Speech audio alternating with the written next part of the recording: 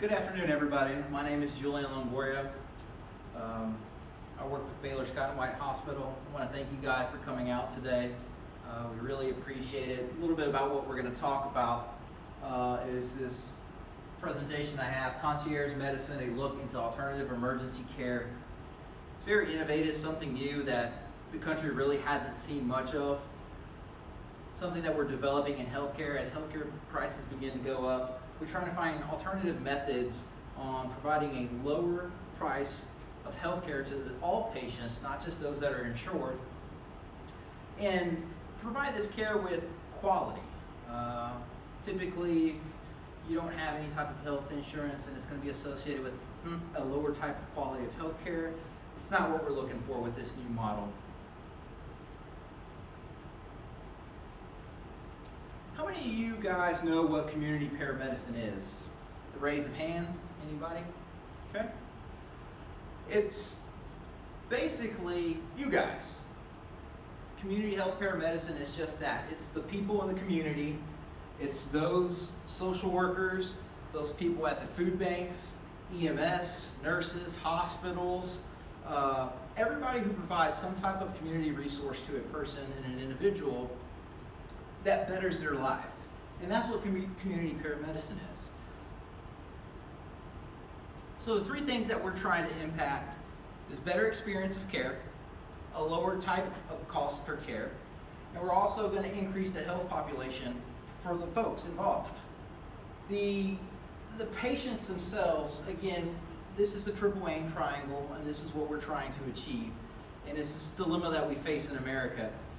You drive up the price of care, then people are no longer able to afford it, so your population health goes down, vice versa. Population health goes up, then chances are you're in an area where it's a little bit more insured, better value.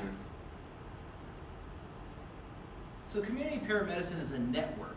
It is a network much like social media. It's who you know, right resource at the right time, and it's intertwining everybody into one. We're really trying to link up all the community resources, all the hospital resources, all the different teams to provide one single patient the best and most appropriate care that we can provide. How do we do that? We do that first through clinical care. With an advanced set of protocols, these paramedics are being sent into the patient's home. And the patient, upon discharge, is going to their home. They've got all their medications, hopefully. They have all of the appointments set up. So the paramedic arrives, and they have an advanced set of protocols. And what they're trying to do is they're trying to make sure that you have everything that you need to be successful before you come back to the hospital for something that maybe could have been prevented.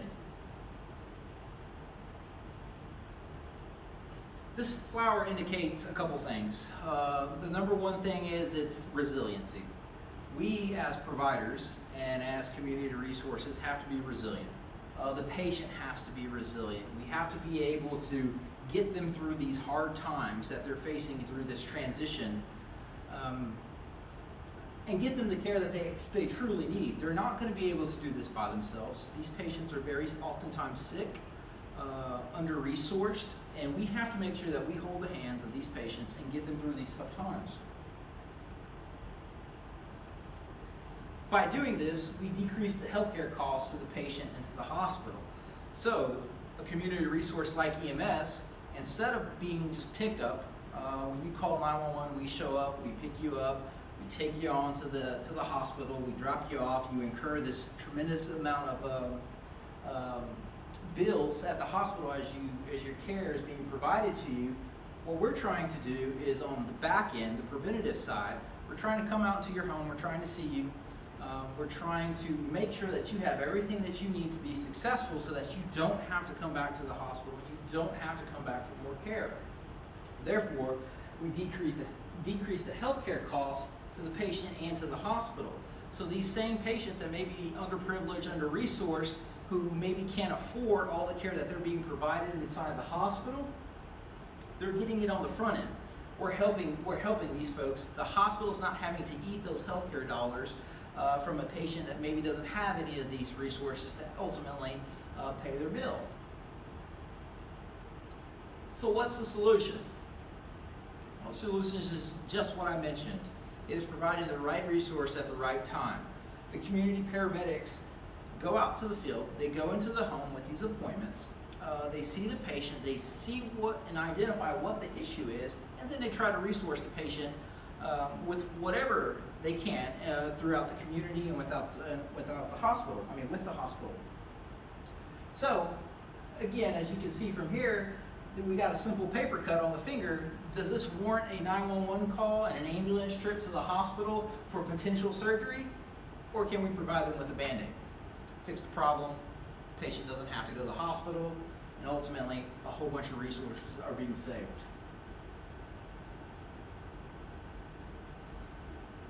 Again, I'll say it again and again and again, this concierge medicine type, it is the right resource at the right time. What is it?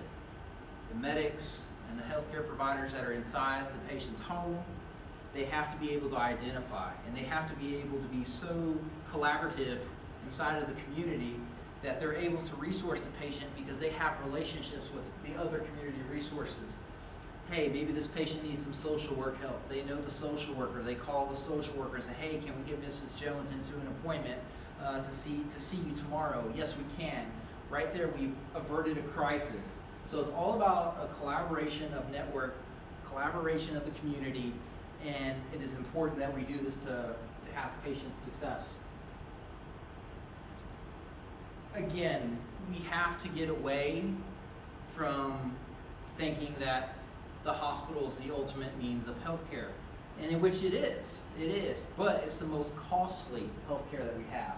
We can't just want to show up and be like, okay, hey, we're at the hospital, let me have my 3-day stay, $15,000, and then I'm back out of the hospital. I got my care, I'm underinsured, or if I am insured, we have to make sure that these patients are getting what they need before they even leave.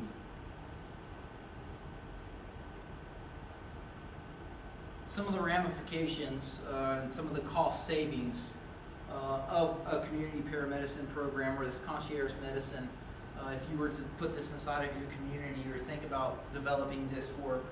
So we have simple graph here. The more patients that you keep out, the more money you're going to save. There's nothing that says that one person is going to readmit to the hospital or come back to the hospital in the next. So we simply calculate it by those patients who do not come to the hospital, who we've kept out successfully through this collaborative effort, times the average length of stay, which is about 3 days at $15,000 each stay. That $15,000 times the patients that we kept out of the hospital ultimately gives you your cost savings. So you're now able to go to your city manager, your city council, if you're a fire agency or an ambulance service, a private ambulance service, and demonstrate a cost value that you're providing to the city and the citizens. These are just some of the areas that we're covering currently, and each city can develop their own community paramedicine program or this alternative type of medicine program and try to resource and help out their citizens as much as they can. Not everything has to go to the hospital, not everything warrants some type of immediate health care. So the capabilities that the medics have currently in our type of system, they have an advanced set of protocols. They have access to same-day appointments with access to electronic health records, and we're also able to get the patients in and out to see their providers immediately for the most part.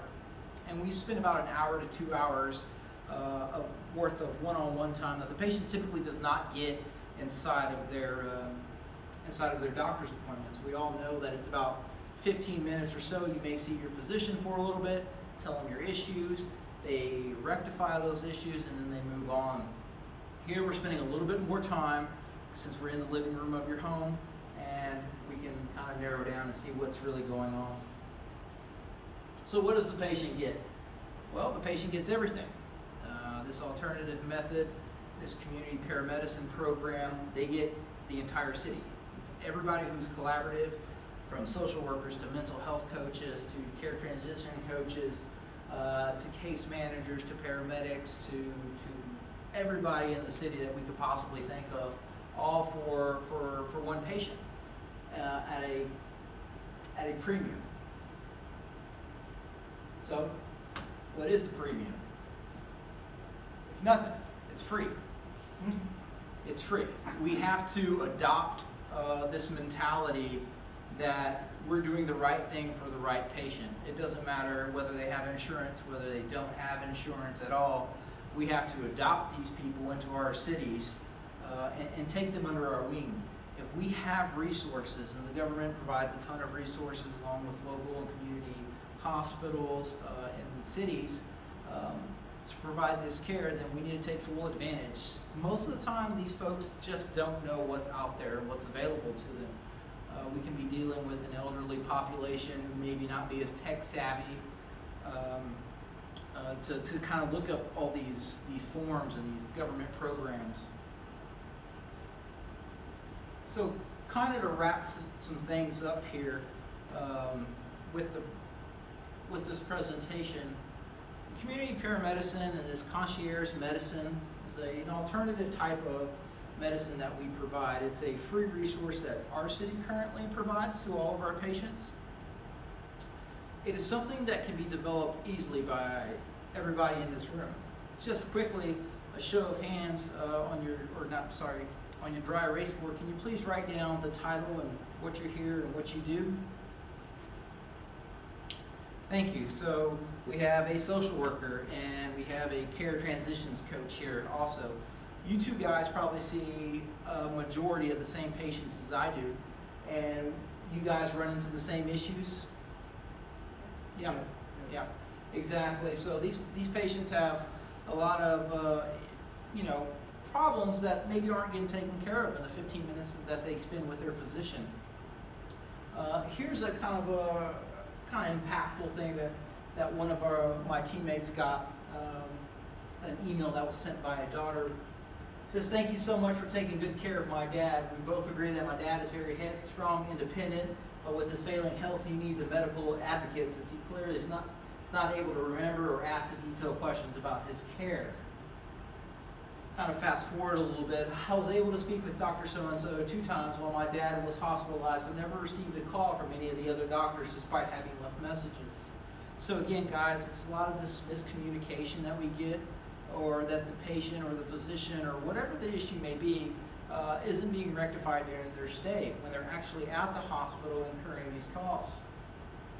She goes on to say, I expressed my concerns to the doctor regarding my dad's deteriorating memory, his ability to still drive a vehicle, his poor eating habits, and I suggested a dietitian, and Dad said they just told him he needed to drink Ensure. Now, this could be very off-putting to most, and if your dad or if your mom was involved, you'd be very upset about the whole ordeal. You want answers and questions, and if you have a parent or a loved one that maybe doesn't have that inability or that ability to ask those questions in real time, then we're left with a whole bunch of questions and not enough answers. So what this does is the alternative medicine, concierge medicine, that paramedic who's inside of your home or EMT who's inside of your home sees these notes and gets to answer these questions real time for you. They get to go back and then ask your doctor for you, hey, what happened with this? Can we follow up with that? We all provide this for the patient. We go on to say the doctor said he was not aware that my father had that surgery and he could find no record of the surgery. And I asked my sisters who were there when our dad had the surgery, and they assured me that it was that Scott and White. So now the physician's saying, hey, we're not even too sure what's going on and where this happened with the patient and what the issue is. So there's, again, more miscommunication. It goes, I am concerned that my dad may be depressed. These are all legitimate concerns. She goes on to have a ton of questions, as we see here. I'm not going to read all of these questions to you, but I put them in here because we're going to go through this and we're going to see between 10 and 15 different questions that this family member has that she doesn't get answers to. We're able to provide that with this one-on-one communication inside the patient's home. At the end, she says, thank you so much for all you're doing to help my family. Again, more questions. We're talking specifically about their treatments.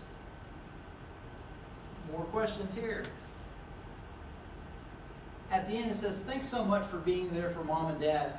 I know having you and the girls there helps mom since she's stuck out at a hospital. It also brightens up their spirits. If you can leave this list of questions and get answers from the doctor, I'd appreciate it. That's impactful to me, guys. We have to provide better health care at a decreased cost. It takes no time for somebody to sit inside the patient's home, listen to their concerns, and try to rectify some of the issues that they have. We know, because we're involved in healthcare, we need to all be a part of this and be a collaborative effort. So we'll end with this. Oftentimes we wake up every day and we wonder, hey, I'm just one person, I can only do one little thing. But we have care transitions coach here, we have a social worker here, we have everything that we need in this room to answer all of those questions that patient's family members had. It takes a collaborative effort. This new concierge medicine type, this alternative care of medicine isn't just, hey, let's take the patient to the hospital, to the ER. We have to wake up every day and we have to realize that maybe we are just one person, we can be a lion. Thank you for your time.